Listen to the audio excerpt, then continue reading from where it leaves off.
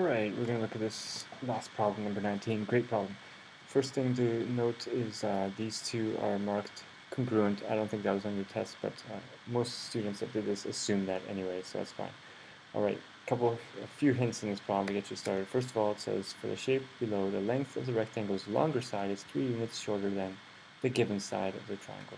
So here's the given side of the triangle, here's the rectangle's longer side, and it must be 3 units shorter than this. So y minus 3. Alright, that's important. We can't go on without that. Now we're given these three statements. Each of these three can be turned into an inequality which we will later graph. So first it says the whole shape's perimeter is less than 10 units larger than the rectangle's perimeter. So the whole perimeter, which is all the way around here, is going to be bigger than the perimeter of this rectangle, obviously, but not so much bigger. It says less than 10 units larger. So that means, let's pretend this rectangle had a perimeter of 20, then the whole shape would have a perimeter of 30 or below. Alright? So it's just saying that the difference between the two, that the whole perimeter is at most 10 larger, but it's somewhere between 0 and 10 larger, right?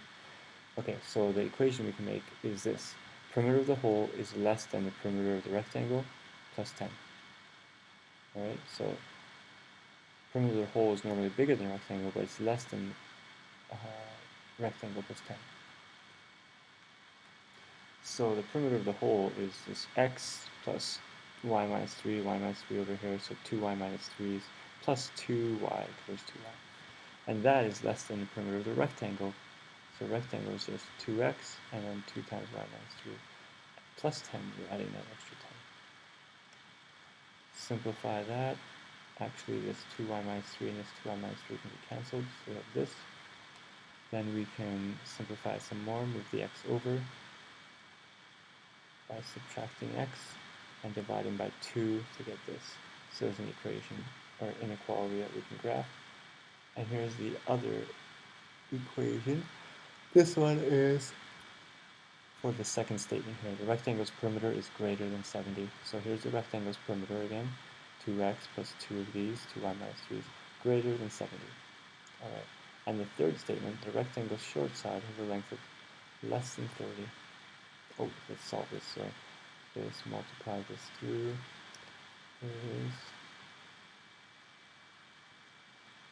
And final here, simplified to y equals, y is greater than negative x plus 38. So now we have two equations and inequalities, and there's our third one. The rectangle's short side is less than 30. There it is.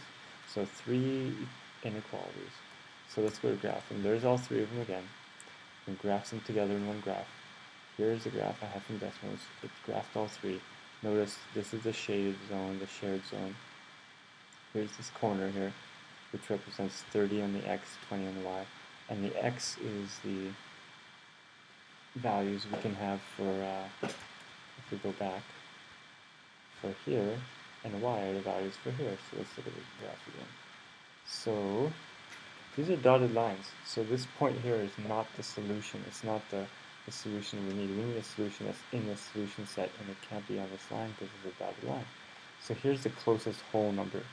If you see, we're at 30 here, so now we're at 29 on the x-axis, and we're on here 19 on the y-axis. So that point is at 29, 19, and that point is the one that represents the largest possible x value. I think that's what the question is asking for. The next question. All right. Show that the whole. Okay. Yeah. Clearly, at the point that represents the largest values of x and y, this one does definitely largest values of x and y within their zone. Show that the whole perimeter. Okay. So here's the perimeter. The whole perimeter is less than perimeter of the rectangle plus 10. So combine or simplify a little bit. And now I'm putting in the x value of 29, y value of 19, solving it out, we get 67 is less than 68. So everything worked out perfectly fine. Alright? And then plot that point. You can do that and explain why it's not part of the solution set. Alright, good work.